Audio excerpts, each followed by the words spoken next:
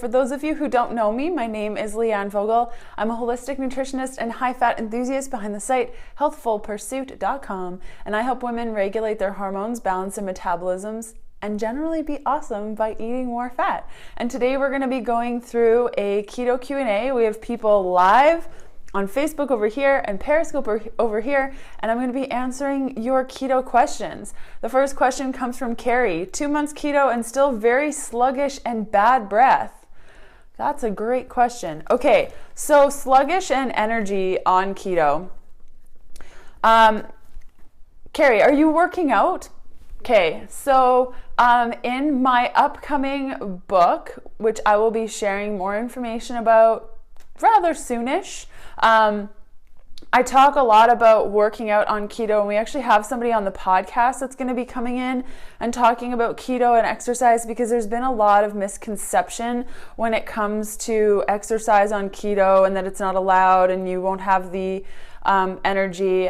Carrie's saying that she's too tired to even work out. So what could be happening, and this ties in with the exercise piece, and I really want to set the record straight that you can exercise on keto and you can have the energy. It's just about figuring out what works best for you. So Carrie, in your case, what could be happening is that there is a process called gluconeogenesis, and gluconeogenesis is supposed to kick in when we are eating keto. And what this does is it will create glucose where you're not eating glucose, and that can be super helpful because your body needs to have a specific amount of glucose in order to do basic processes that fat cannot be used for. So this gluconeogenesis process starts when glucagon is stimulated, and glucagon is usually stimulated around the 55 milligrams per deciliter blood sugar level. So when your blood sugar gets around that time, glucagon is released. Your body's like, okay, let's do this gluconeogenesis thing. Let's get the glucose going.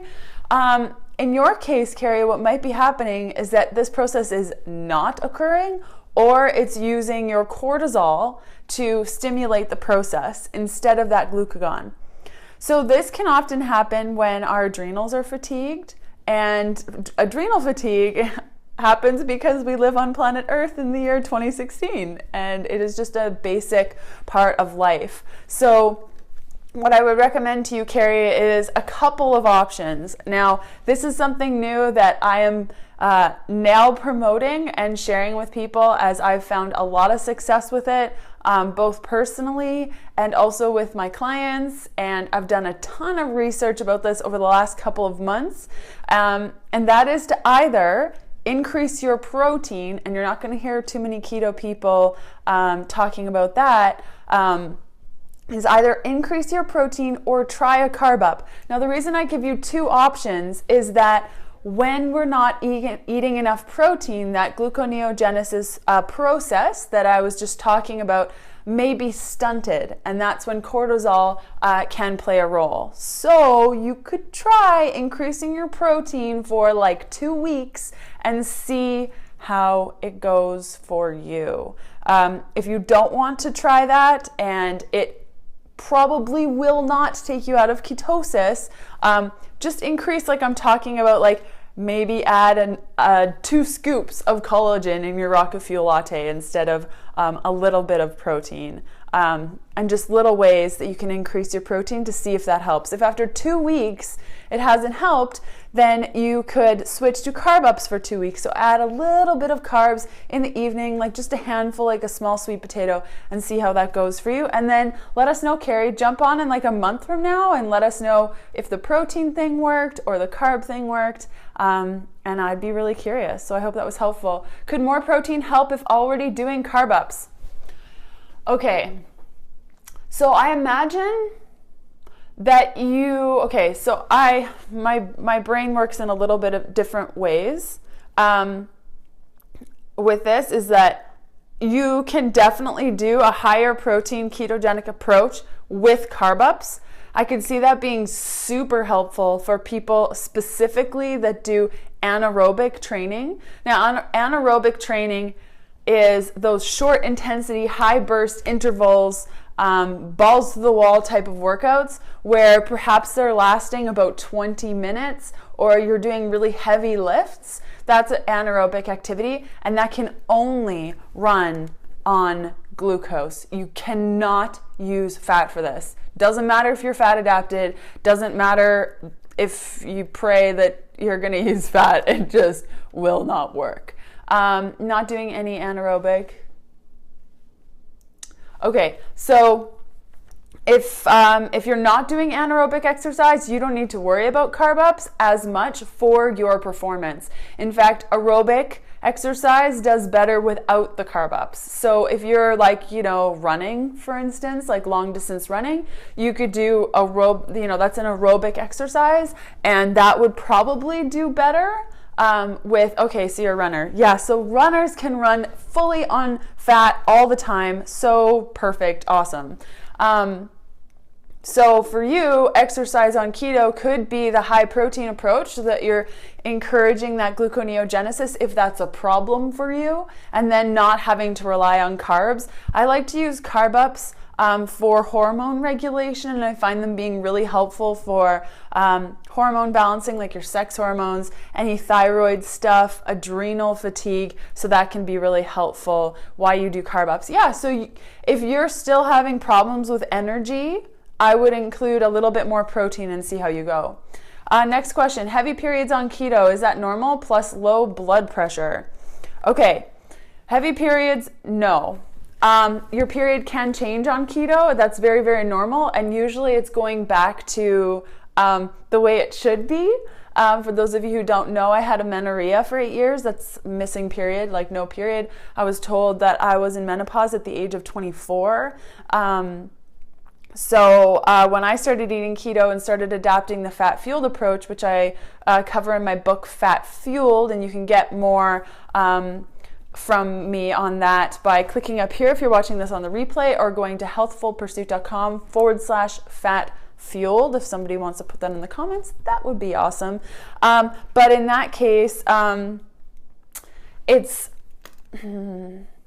I would, if your periods have gotten heavier, I mean, it's really relative. Like, I would say if your periods are still lasting 5 to 7 days-ish, and you're not experiencing pain or any of cramping, then you're awesome. And I would say that there's definitely, I know, a period of time when you're transitioning through keto that your body is now having all these glorious fats. It doesn't know what to do with all of this awesomeness that's coming in, and it can take your body time to regulate. Mine took about 9 months until everything regulated. And once I got my period, my last period ended about 3 days ago, and now I'm like consistent at like 31 days. So it took some time for my body to regulate. Somebody was asking what keto is, period. I'm just making notes. Keto is a low-carb, high-fat eating style. I'll start including that actually in the intro of all of our videos, so everyone's in on it. High-fat, low-carb eating style, you can find more at healthfulpursuit.com. Basically, we're running on the fats for energy. Okay, Brandy asks, do you count greens as carbs? I have a saying, and it's, I don't count my kale. So for those of you who are new to the channel, I stopped macro counting a while ago, actually. So I actually don't count anything, but I could see counting macros being super helpful for people that are adapting or following a meal plan. And, following a meal plan, you won't have to count, especially a meal plan. I created a program called Balanced Keto, and that just delivers ketogenic meal plans to your inbox every week, so you don't have to count, for those of you who don't want to count. So personally, I don't like counting my greens. When I want greens, I'm going to eat greens, end of story. Okay, how do I know if too many proteins are stopping? Okay, Lisa's asking protein and adaptation, fat adaptation, and its role in adapting. Okay, so here's the thing. In the ketogenic community, we are not fear mongering, but there's definitely a layer of like, oh my God, don't overdo protein or you're never going to become fat adapted. Okay, so let me try to see if I can explain this correctly. So that gluconeogenesis process that we were talking about earlier, that's stimulated by a thing called glucagon. Remember, we talked about the glucagon. And when glucagon is stimulated, it processes the gluconeogenesis, which makes glucose, which can raise your blood sugar, which in this case, it's a good thing because the gluconeogenesis pathway is demand driven. Okay, so your body's not going to all of a sudden start this gluconeogenesis thing just because it feels like it and because there's protein to use.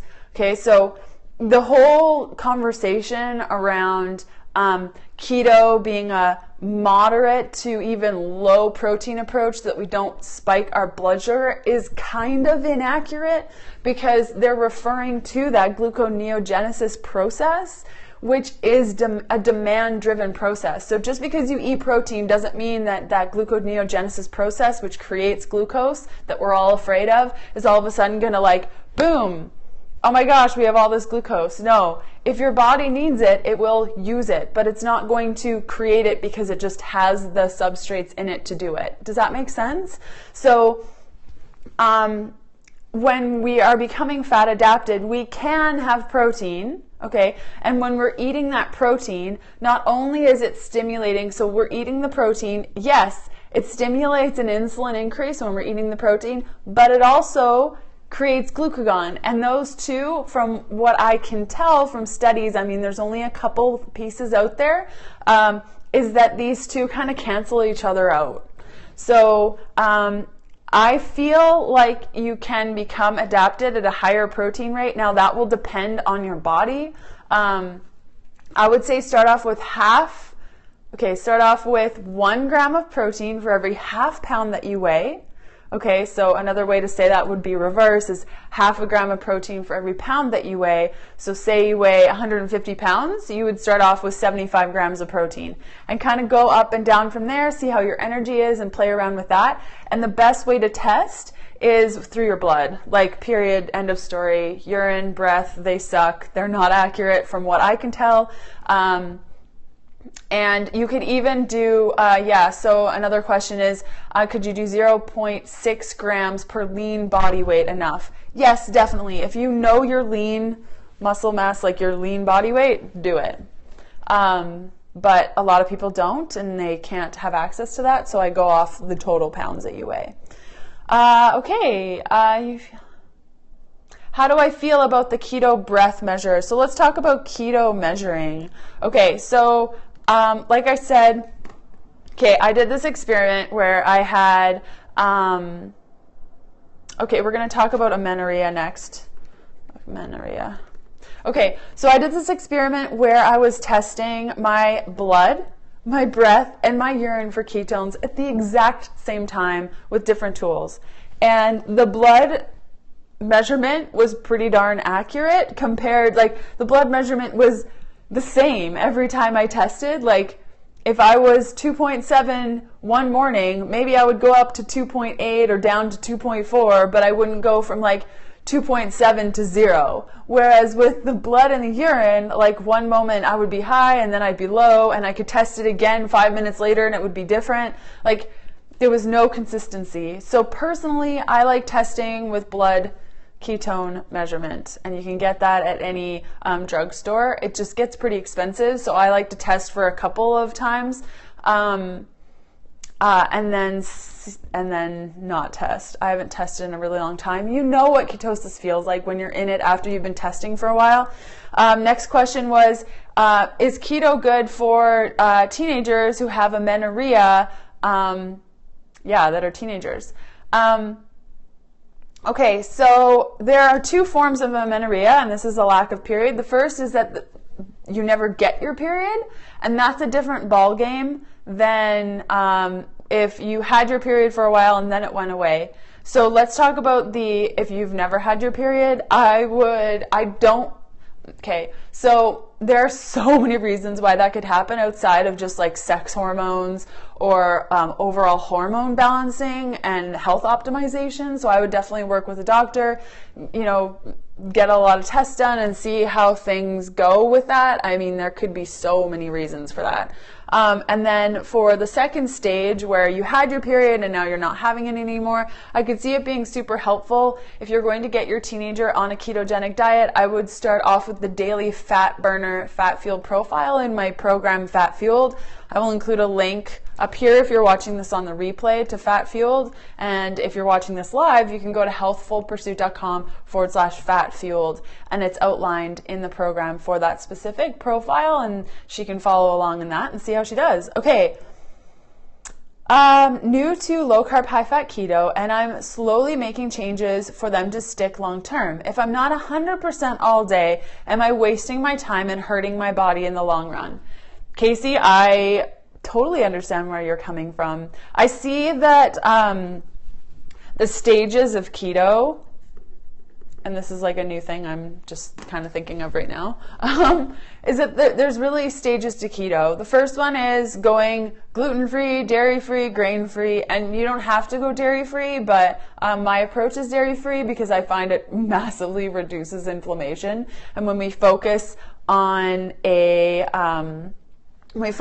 dairy in our ketogenic approach, it can really stop us from achieving our goals. At least that's what I've experienced personally and with some of my clients. So if you're coming from a standard American diet where you're like eating out all the time and not caring about what you're putting in your body, going from that to becoming gluten-free and dairy-free and sugar-free and grain-free, awesome. And then shifting to incorporating more fats and setting the intention to eat more fats. I think the only thing that could be detrimental if you're bouncing or enjoying, like, here's a great example, enjoying like a big glorious keto meal and then following it up with like a bag of candy, because like that could be detrimental just because of where your blood sugar's at with all the fat that you just ate, and then you're incorporating a lot of sugar. But let's say that you are at the point where you want to become adapted. A really great place to start if you want to take it slow is doing my daily fat fueled or daily fat burner fat fueled profile, just because it allows you and structures it in a way that you can have that high fat, low carb throughout the day and really get in the process of that. And then in the evening, have your carbs and feel okay in that space. So you could lower your fat in the evening, up your carbs, and then adapt that way, just slowly and surely. Yeah. High ketones in the evening to 5 and 6. Too much fat. I'm eating 200 grams of fat. Okay. High ketones. 5, 6. If you're testing your blood, that's really high. It's nothing to be concerned about. Like when I say, oh my gosh, it's really high ketones, don't think like ketoacidosis, because ketoacidosis is like, I think it's like 23 and up. So for 5 and 6, there are a couple things I would look at. Dehydration is a huge one. That's usually what I see with ketones that are 5 or 6. And blood ketones. Okay, yeah. So 5 or 6, I would look at dehydration. Make sure that you're eating enough. Like you said, 200 grams of fat. Depends how much, like if you're looking to lose weight, that might be too much fat depending on your activity. When I was eating 200 grams of fat, I was training really hard. But what you might want to do is drink a ton of water over the next week, like mason jar style. And do that, and then also make sure that you're eating enough. Perhaps play around first with either fasting and reducing the amount of days that you're fasting, or increasing your food or decreasing your fat. So there's like 3 options there. I wouldn't do all at the same time, otherwise you're not going to know what you're doing. But personally, if I were in that situation, I'd drink a ton of water and I'd lower my fat to like 175 grams for 2 weeks and see how that goes. There was another request to see the back of my hair, so I'll do it again. Let me know if you can see it okay. My jacket is on, so it might be a little bit weird. Yeah? I need to get a haircut, but yeah. I hope you love it. I totally love this hair. I don't think I'll ever change it. You like the color? Thanks. I went from red to like this. because the red was just too much for my videos and stuff. The background was really busy and my hair was red. It was just too much. How to know if you're fat adapted even to start carb ups. Okay, how to know you're fat adapted. You're adapted. Okay, so there are a couple of signs. Well, the first one is that you could test, and we've talked about that in this recording. Then that's easy. And then the next one is if you don't want to test, some signs that point to you being fat adapted. And I'll actually include a video, if you're watching this on the replay, to a video that I did exactly on the signs that you're fat adapted.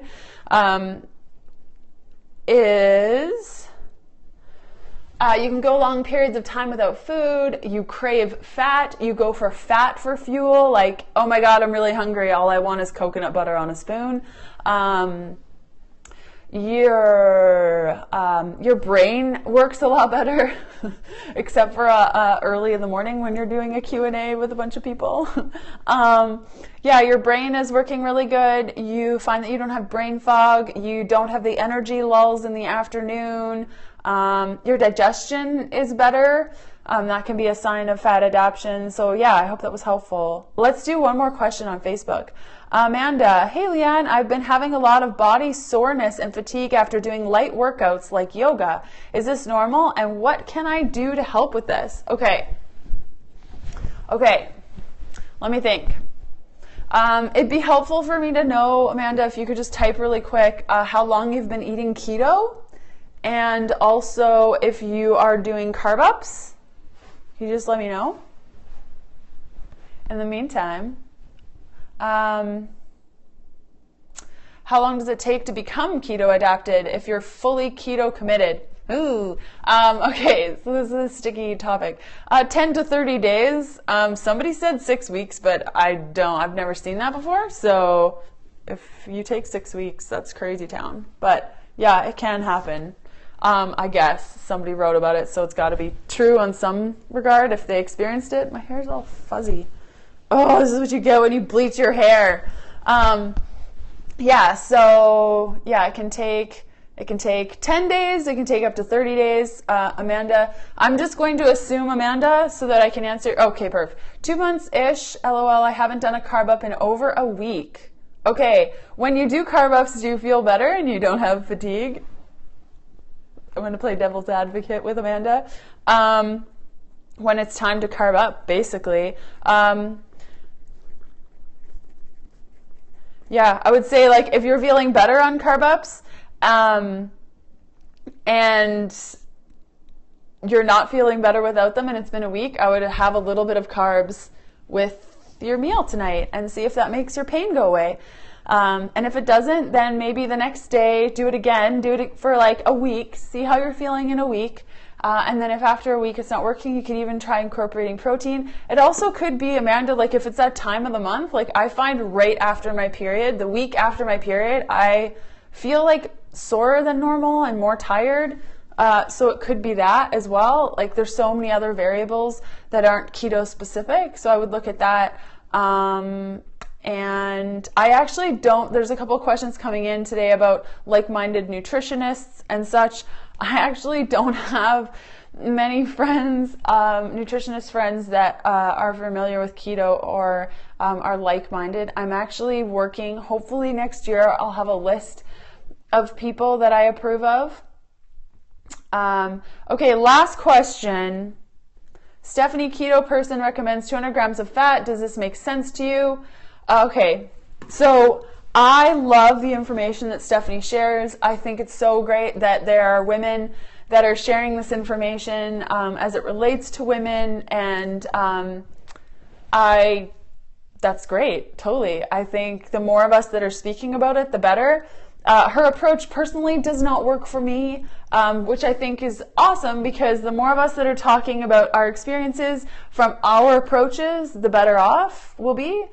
I don't believe that she does carb ups, does a lot of weight training, and everyone is different. Yeah, so from a medical perspective and a scientific perspective, I literally have no idea how she builds muscle without eating carbs on the type of training program that she's in.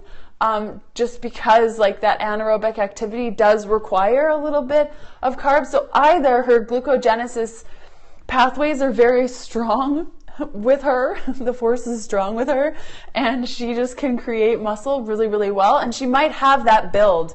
Like, remember that, guys, is like, we all have different bodies, and she may have a very slim, naturally muscle robust body.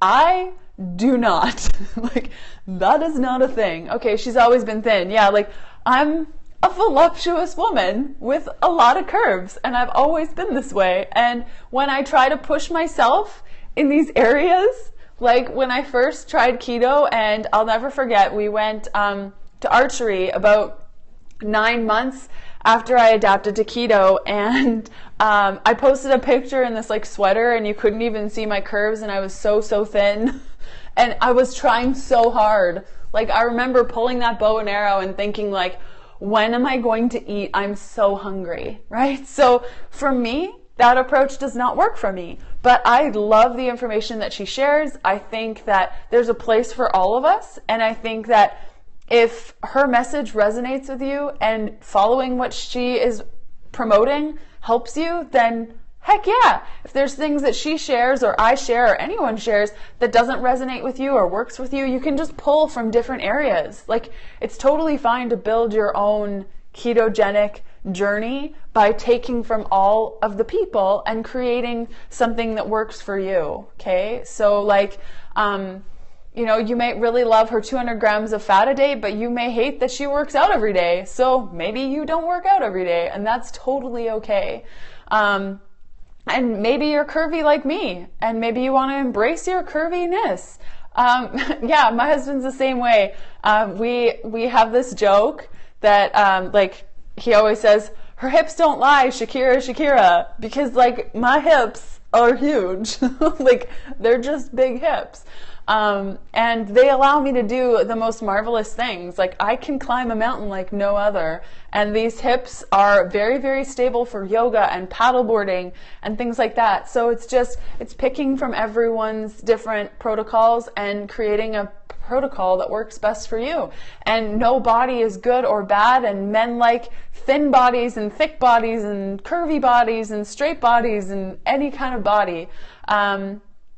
So I encourage you to eat fat and feel great and follow your body. And if your body's saying that you don't want 200 grams of fat and you want 150, then do that. And you can create your own protocol. And that's totally okay. And anyone that says otherwise, like, I would caution you not to follow them, because it's not really a nice atmosphere to be in when you're trying to improve your health. And you don't want to feel guilty about all the things. So that is my little rant. I'll get off my soapbox. And yeah, I guess we've been chatting for 30 minutes, guys. I could sit here forever. If you are enjoying all of the things, you can find me on Snapchat as Leanne Vogel. That's LeanneVogel. And we can chat over there, and we can hang out, and I take pictures of random things and use the beauty filter all of the time. And I'll have a really exciting announcement coming at you guys in about a month about the projects that I'm working on, the book things, the programs, yeah, all the new recipes that I'm working on. It'll be great. Yeah, lots of exciting things. So I better get back to it. And I will see you guys next Thursday, same time, 10 a.m. Eastern on Periscope and Facebook Live. I hope you guys have a great weekend, and I will see you next week. Bye.